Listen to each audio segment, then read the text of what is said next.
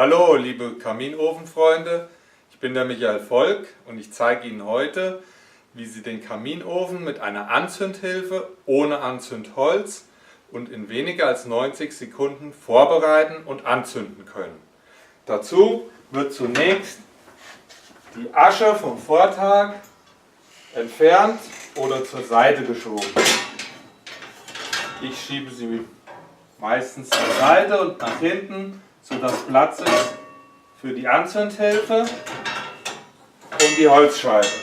Wir nehmen die Anzündhilfe, es genügt ein Würfel oder ein halber Würfel, um die Holzpellets, die wir jetzt einfüllen, zu entzünden. So, das sollte genügen. Wir positionieren die Anzündhilfe mittig im Ofen und legen links und rechts zum Beispiel Holzscheite hinein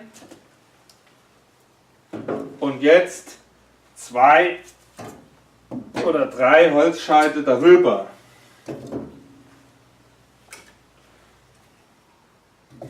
So, das genügt schon. Nun können wir die Anzündhilfe in Gang bringen und in wenigen Minuten haben sich dann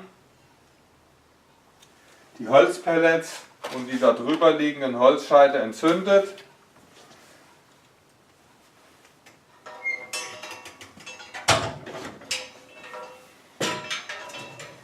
So, weitere Informationen finden Sie unter anzündhilfe.com oder auf Amazon oder eBay unter Eingabe von Anzündhilfe XT. Auf Wiedersehen!